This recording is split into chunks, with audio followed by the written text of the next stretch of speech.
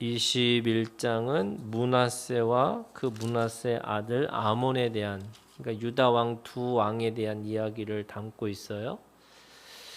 근데 이 히스기야 왕은 가장 그 다윗의 길에서 가장 알맞은 또는 그 바른 길로 갔던 사람에 비하면 지금 이 유다 왕 므낫세와 아몬은 그 유다 지역에서 가장 이 극악무도한 또는 하나님 보시기에 가장 가증한 왕들이라고 할 수가 있죠. 그런데 왜 그런 왕이 되었을까라고 하면은 사실은 이 사람들이 죄를 지을 수가 있어요. 이스라엘 백성들이든 북이스라엘 사람이든 유다 왕이 유다 지역이든 다 죄 가운데 있을 수 있는데 그 죄를 씻는 방식이 구약에서는 세 가지가 반드시 있어야 돼요. 첫 번째는 그 죄를 범한 사람들이 와서 제단에 제물을 드리는 거예요. 그러니까 그 제단이 있어야 되는 거죠. 근데 그 제단이라는 게 뭐냐면 성전을 뜻하는 거예요. 그러니까 성전에 와서 그들의 죄를 씻을 수 있는 방법이 제물을 드려서 하나님 앞에 이 제사를 드리는 거죠. 두 번째는 그 제사를 드리는 방식, 그게 법이었어요. 그러니까 율법을 가지고 있었던 거죠. 그래서 율법을 따라서 정확하게 그 율법을 지키면 그 율법이라는 건 제사법에 가까운 거죠.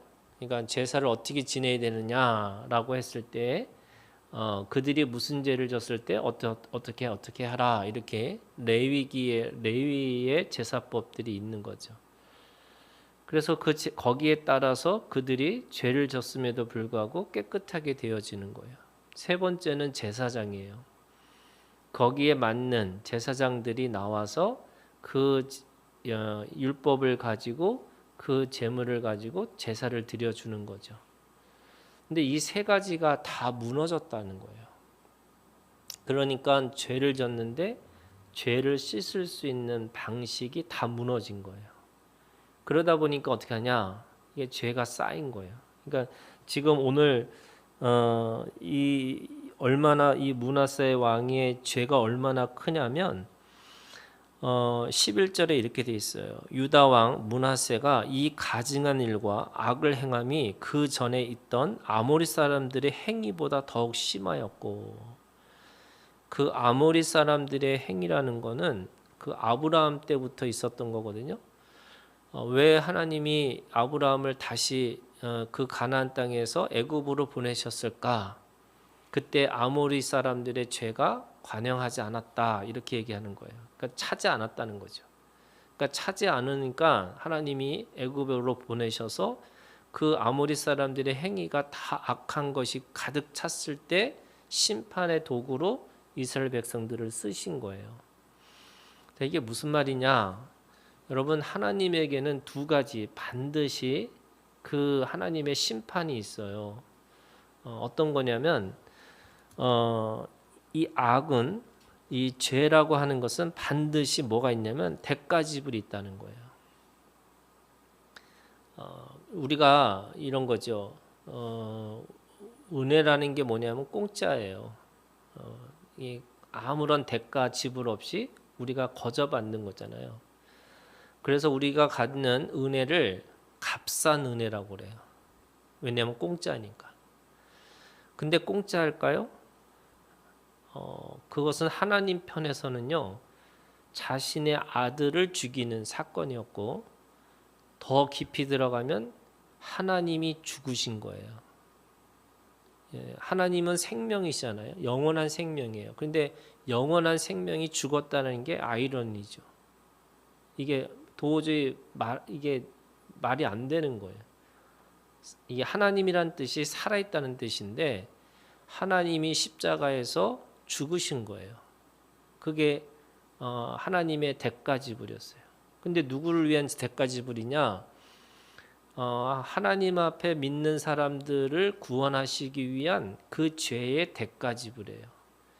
그래서 하나님 편에서는요, 그 구원이라는 건 가장 값비싼 구원이에요. 그러니까 하나님 편에서는 대가 지불한 거고 우리한테는 어떻게 해요? 그걸 공짜로 주신 거예요. 그게 값싼 은혜죠. 근데 사람들은 값싼 은혜라고 생각해서 내가 마음대로 할 수 있다. 또는 공짜니까 그게 함부로 대할 수 있다. 이렇게 생각하는 건데 그렇지 않다는 거죠. 하나님의 아들의 생명과 맞바꾼 죄 사함이에요. 그러니까 그 죄 사함이라는 대가는 엄청난 건데 우리한테 주어질 때는 그게 공짜라고 생각하는 거죠. 그런 의미에서 이게 반드시 죄에는 뭐가 있냐면 대가 지불이 있는 거고요. 그 은혜라고 하는 것은 그 대가 지불 위에 누군가가 공짜로 은혜로 받는 것들이 있다. 이렇게 얘기를 해요. 그러면 누가 대가 지불할까요, 여러분? 그게 큰 자가 작은 자를 섬기는 거예요. 그러니까 큰 자가 이게 동물의 세계에서는 큰 자가 작은 자를 잡아먹고 작은 자가 큰 자에게 섬기는 거예요. 그런데 생명의 관계에서는 큰 자가 책임을 지고 그 큰 자가 작은 자를 섬기고 작은 자가 큰 자처럼 자기가 이 권리를 받았다 이렇게 생각하게 하는 거예요. 그러니까 완전히 다른 거죠. 그러면 오늘 이 므낫세와 이 아몬이라고 하는 죄의 문제가 뭐냐면 죄 질 수 있어요. 그러나 그 죄를 가지고 대가 지불할 수 있는 그 모든 다시 돌아올 수 있는 길이 다 막혔다는 거예요. 자, 그게 어떤 거냐? 3절에 보세요. 자, 그의 아버지 히스기야가 헐어버린 산당들을 다시 세우며 성전이 아니라 산당을 세워요. 그러니까 죄를 짓고 나서 또 죄를 짓는 거예요. 그러니까 죄를 해결하기 위해서는 성전에 가야 되는 거잖아요. 제사를 지내야 되는 거잖아요. 그런데 산당을 세우고 이스라엘 왕 아합의 행위를 따라 바알을 위하여 제단을 쌓으며 하나님을 위해서 제단을 쌓는 게 아니라 바알을 위해서 제단을 쌓아요. 하나님을 향한 제단과 이 바알의 제단이 왜 다를까? 하나님은 용서하기 위한 제단인데 바알의 제단은 자신의 욕망을 채우는 제단이에요. 다시 얘기하면 용서를 위한 제단인데 이 우상의 제단은 욕망의 제단이에요. 그러니까 더 얻으려고 하는 거죠. 그러니까 죄를 사해주는 가서 내가 하나님 은혜가 필요합니다라고 해야 되는데 내가 하나님 이것도 필요하고 이것도 필요하고 이것도 필요하니까 더 주세요. 여러분 하나님이라는 게 바알이냐 하나님이라는 게 아니고 그냥 신의 이름이에요. 그냥 신을 그렇게 부르는 거예요. 그리고 바알을 위하여 제단을 쌓으며 아세라 목상을 만들며 하늘의 1월 성신을 경배하며 섬긴다. 1월 성신. 하나님의 피조물이잖아요. 1월 성신이라는 게 하나님께서 창세기에 있는 말씀에 보면 하늘과 땅을 만드시고 거기에 해와 달을 만드시고 별을 만드신 거예요. 그런데 해, 달, 별을 섬기는 자들이 있는 거죠. 왜요? 자기 욕망을 채우는 거니까. 자기의 죄를 깨끗하게 하는 죄인의 마음으로 오는 게 아니라 더 많이 가지려고 하는 거예요. 그러고 나니까 6절이에요. 6절에 어디까지 가냐면 이렇게 자신의 욕망을 위해서 제사를 지내면서 뭐 하느냐? 6절 자기의 아들을 불 가운데로 지나게 하며. 왜 아들을 불을 지나가게 해요? 이게 아들을 제물로 바치는 거예요. 이게 몰래의 제사잖아요. 이게 왜 몰래의 제사냐? 아들을 왜 바치느냐? 자기가 얼마나 거룩한지, 자기가 얼마나 깨끗한지. 그러니까 제단에 와서 내 죄를 깨끗하게 해달라고 해야 되는데 자기가 더 깨끗하다라는 걸 사람들에게 보여주기 위해서 자식을 바쳐요. 더구나 6절에 있는 말씀에 보면 점치며 사수를 행하며 신접한 자와 박수를 신음하여. 제사장을 신음하는 게 아니라 신접한 자와 박수를 신음한다는 거예요. 여러분, 진짜 안타까운 얘기 중에 하나가 그리스도인들이 점을 보고 그리고 그날에 자기의 행운을 따지고 사는 거예요. 이게 영적으로 뭐냐? 내가 하나님은 부르고 있지만 하나님은 어떻게 부르고 싶으냐면 내 문제를 해결하는 어떤 욕망의 키로, 욕망의 열쇠로 사용하고 싶은 거예요. 말은 제사장이라는 말은 제사장처럼 얘기하지만 실제로는 신접한 자와 박수를 신음하고 있어요. 뭐 실제로 그런 일인지 모르지만 어떤 이 점집에는 기독교인 환영, 그다음에 기독교인들한테 세일해 준다고, 뭐 50% 디스카운트 해준다고, 뭐 이런 게 붙어 있다는 거예요. 얼마나 많이 가면 그러니까 그것도 있어요, 여러분. 우리가 신앙이라는 게 영적인 거잖아요. 영의 세계예요.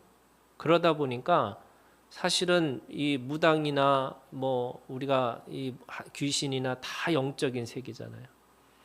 그러니까 영적인 세계를 알다 보니까 그 영적인 세계에 관심이 있다 보니까 다 뭐 하느냐? 그 영적인 걸 통해서 내 욕망을 채우려고 하는 거예요.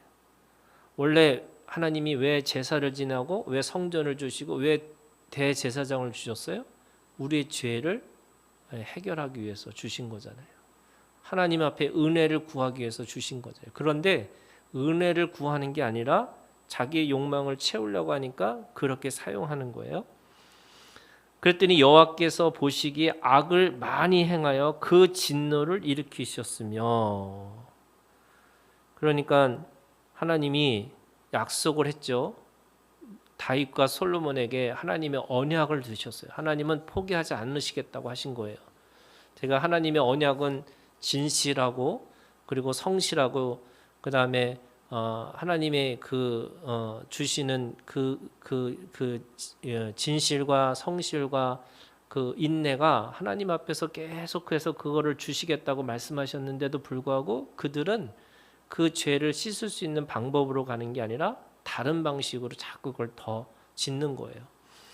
그러니까 할 수 없이 8절에 있는 말씀에 보면 만일 이스라엘이 나의 모든 명령과 나의 종 모세가 명령한 모든 율법을 지켜 행하면 내가 그들의 발로 다시는 그의 조상들에게 준 땅에서 떠나 유리하지 아니하게 하리라 하셨으나 이 백성이 듣지 아니하였고 므낫세의 꽹, 이 므낫세의 꽹이 뭘까요?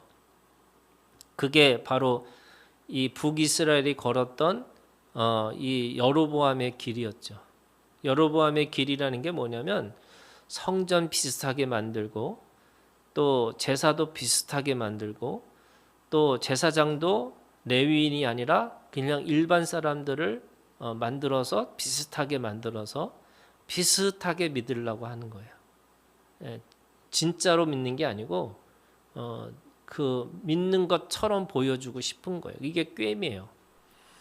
그러니까 악을 행한 것이 여호와께서 이스라엘 자손 앞에서 멸하신 여러 민족보다 더 심하였더라. 그러니까 죄가 쌓이는 거죠. 계속 쌓이는 거야. 뭐 우리가 살면서 죄 안 질 수가 없어요. 그렇지만 그 죄를 계속 쌓고 살아가는 것과 그 죄를 해결하고 살아가는 게 다른 거예요. 그러면 신약은 뭐냐?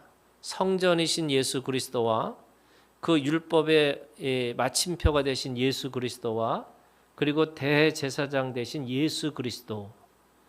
그러면 우리가 우리의 죄가 있을 때마다 예수 그리스도를 기억하고 그게 뭐냐면 대제사장인 예수 그리스도가 우리의 죄를 중보하시는 거고 그리고 성전이신 예수 그리스도를 통해서 우리가 깨끗해지는 거고 또 율법의 완성, 이 모든 이 제사의 마침표가 되신 예수 그리스도를 통해서 우리가 모든 절차와 모든 순서를 예수 그리스도가 다 하셨다는 거예요.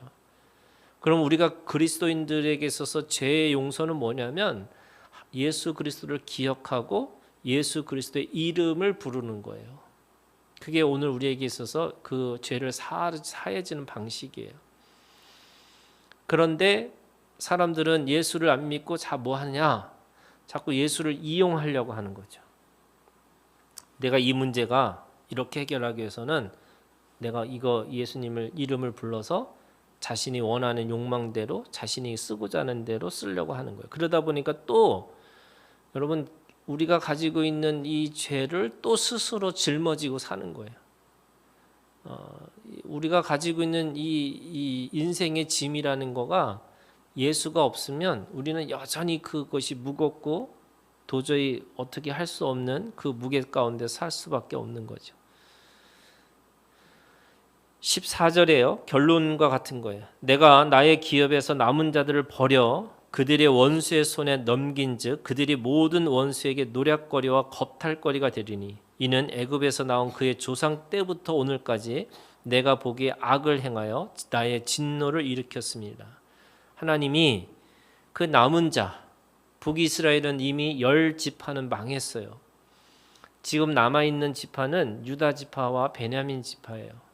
근데 그 남은 자들조차도 이방인들에게 이 노략거리와 겁탈거리로 삼으시겠다. 왜요? 그들의 그 죄를 깨닫지 못하고 이 죄의 이 죄를 깨끗하게 하는 방식을 완전히 거꾸로 가다 보니까 그렇게 될 수밖에 없다라고 말씀하고 있는 거죠.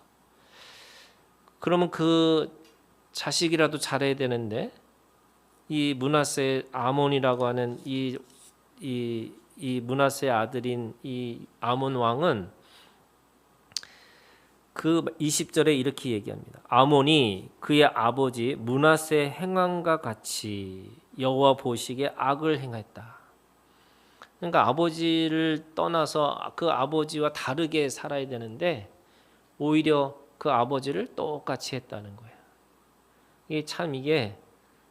이게 히스기야는 달랐잖아요. 근데 그 히스기야 아들인 므낫세는 완전히 다르게 살았어요. 그게 좋은 게 아니었잖아요. 근데 또 므낫세의 아들 아몬은 또 아버지의 행한 것 같이 똑같이 했다. 이렇게 얘기를 하고 있는 겁니다. 자, 그러면 이 모든 것들 속에서 하나님이 우리에게 주시는 말씀이 뭐냐? 오늘 말씀의 제목이 다림 보던 추라는 뜻이에요. 오늘 말씀에 보면은 이 하나님이 이 남유다를 이 심판하시면서 그 심판에 하시는 기준이 있다는 거예요. 기준. 그게 13절에 있는 말씀이에요. 내가 사마리아를 잰 줄과 아합의 집을 다림 보던 추를 예루살렘에 베풀고 또 사람이 그릇을 씻어 엎음과 같이 예루살렘을 씻어 버릴지니라. 자, 하나님은 이 두 가지로 하나님의 심판의 기준을 삼으시겠다는 거예요. 첫 번째가 사마리아를 잰 줄이에요. 줄. 이게 줄이라는 게 뭐냐면 자예요. 우리가 여기가 얼마나 될까 자를 재보는 거잖아요. 이렇게 자를 재보면 이게 10cm고 20cm다라고 하는 것을 알 수 있듯이 하나님도 우리를 심판하실 때 그냥 막무가내로 심판하시는 게 아니라 하나님의 줄이 있다는 거예요. 자가 있어요.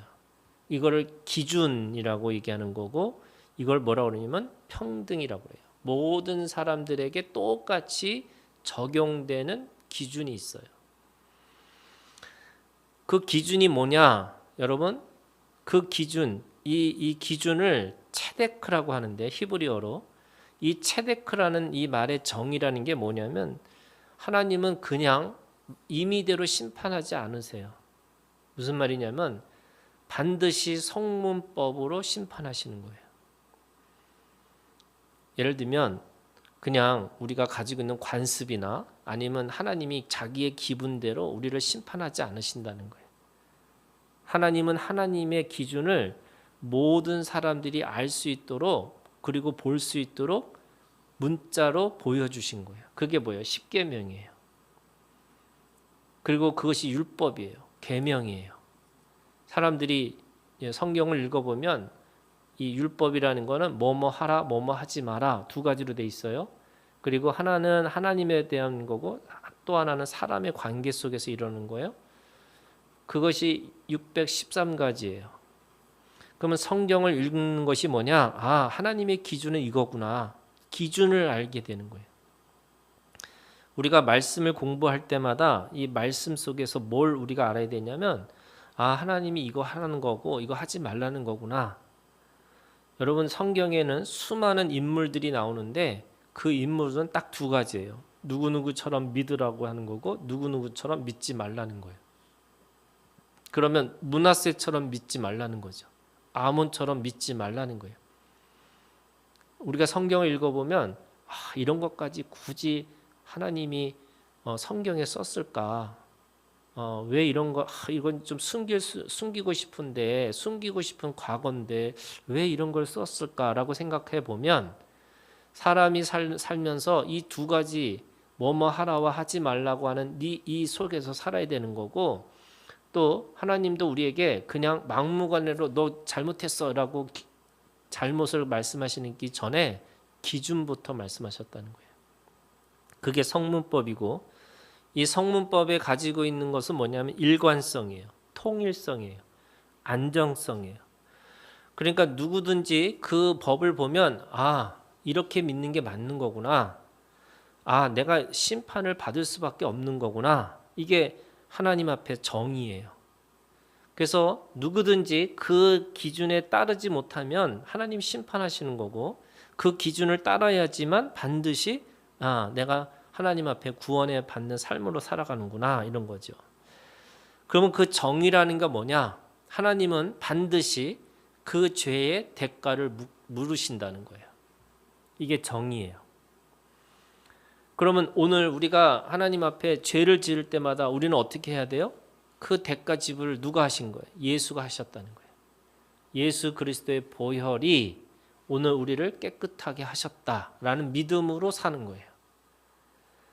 그래서 히브리서에 있는 말씀이 뭐라고 그러냐면 우리가 죄 지을 때마다 예수님을 다시 못 박는 것과 같다는 거예요. 왜요? 그게 대가 지불해야 되니까. 그러면 오늘 우리가 정직하게 또는 그 기준에 맞게 사는 이유가 뭐냐면 하나님이 그 하시는 대가 지불을 내가 대가 지불의 삶으로 살아가는 게 아니라 내가 누군가를 대가 지불하고 살아야 되는데 자꾸 내 죄에 대해서만 대가 지불하고 살아가는 것은 여전히 어린아이 같은 믿음을 가지고 있다는 거죠. 그게 이 줄이에요. 줄의 신앙이죠. 사마리아를 잰 줄이라고 할 때 이 줄의 신앙은 그 하나님의 체데크라고 하는 정의라고 하는 기준이에요. 자, 두 번째는요. 다림 보던 추라고 하는 것이 추. 이게 다림줄이거든요.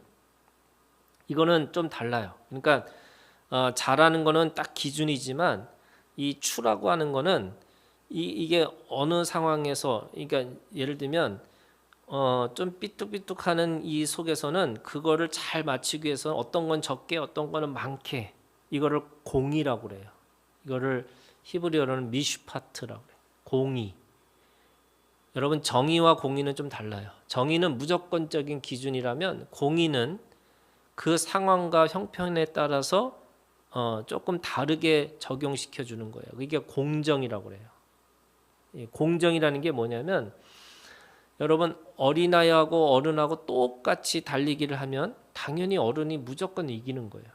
그러면 공정하게 하기 위해서는 어떻게 하느냐? 어린아이들한테는 50m 앞에서 뛰게 하는 거예요. 이게 공정이에요. 그러니까 생명을 살리기 위해서는 약한 자, 지극히 작은 자들에게는 더 혜택을 주는 거예요. 똑같은 기준으로 얘기하는 게 아니에요.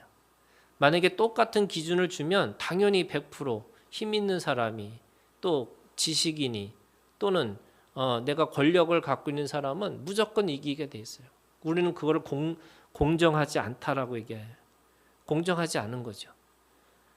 중학생하고 대학생하고 똑같은 시험을 본다? 이건 아니잖아요. 그러니까 하나님은 미시파트라고 하는 이 추의 신앙을 주셨어요. 이 추라는 거는 그때그때마다 바뀔 수 있어요. 이 기준이 달라질 수 있어요. 왜? 생명을 살리시기 위한 방법이에요. 그러면 그 공정이라는 건 뭐냐? 관계의 법이에요. 공동체의 법이에요. 그러니까 전체가 살아나기 위해서는 지극히 작은 자들을 돌봐주는 그 공정의 법이 있어요. 그 공정의 법을 따지려면 어떻게 하냐면 서로가 전체가 조화를 이루게 만드는 거죠. 예를 들면 이 고린도전서에 있는 말씀에 보면 12장 14장이 은사장이거든요. 근데 은사장이지만 똑같이 다 다르지만 똑같지 않다는 거잖아요. 다 개별성이 있다는 거고 지극히 작은 것이라도 그것이 굉장히 중요한 몸의 한 부분을 차지하고 있다는 거예요. 그러니까 누구나 다 똑같은 걸로 만들 필요가 없다는 거죠. 모두가 눈이면 그건 괴물이잖아요. 그냥 눈 있고 코 있고 입이 있는 것처럼 각각의 개별성이 있는 거예요. 그게 공정이에요. 그런 그 공정의 이 믿음이라는 건 뭐냐면 영적으로는 겸손한 거고 지식적으로는 사랑이고 감정적으로는 용서하는 거예요. 그러면 이건 뭐냐? 보혈의 능력이에요. 정이라는 거는 보혈이라고 그랬잖아요. 대가집을. 그런데 보혈의 능력이라고 하는 것은 뭐냐면 누구든지 반드시 살리시겠다는 거예요. 그래서 어린아이한테 왜 보호를 해주느냐? 살리시기 위해서. 왜 나그네와 과부와 고아를 돌보느냐? 살리시기 위해서. 그게 공정인 거예요. 자, 그러면 이스라엘이 가지고 있는 죄가 두 가지가 있는 거예요. 하나는 하나님의 정의에 무너져 있고 두 번째는 하나님의 공의라고 하는 이 공정에 무너져 있는 거예요. 그들의 죄가 두 가지가 있다는 거예요. 그래서 하나님이 주를 대시고 추를 대보니까 이들이 죄가 너무 크니까 하나님이 엎어버리시겠다. 그러니까 그들은 정의도 없었고 공의도 없었다는 거예요. 하나님은 우리에게 이 정의도 있어야 되고 공의도 있어야 된다는 거예요. 우리가 똑같은 사람들에게 죄를 기준으로 삼으실 때도 있지만 어떤 때는 그 생명을 살리기 위해서는 그냥 알아도 모른 척하고 봐도 못 본 척할 수 있다는 거예요. 그게 하나님의 생명을 살리는 방식이에요. 너무 정의만 세면 여러분 살아날 수 있는 사람이 아무도 없어요. 너무 공정이 세면 사람이 기준이 없는 거예요.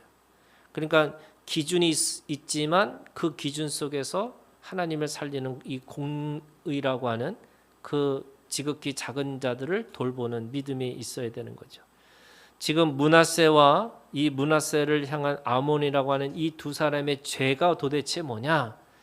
뭐 성전을 없애버리고 제단을 마음대로 쓰고 또 이 우상 일월 성신을 믿고 이거지만 결국 그 마음의 깊은 속에는 하나님의 정의가 하나님의 공의가 없어진 거죠. 여러분 이 구약에서 가장 중요한 세 가지가 하나님의 긍휼, 하나님의 공의, 하나님의 정의라고 하는 이 세 가지를 통해서 하나님이 우리를 살리시는 것처럼 오늘 이 믿음 우리가 이거를 예수님한테는 은혜와 진리라고 얘기해요. 은혜는 사랑이고 진리라고 하는 게 공의와 정의를 합친 거예요. 이 우리가 은혜와 진리 안에서 우리의 삶을 돌아보고 우리의 삶을 적용하는 우리가 되기를 주님의 이름으로 축원합니다.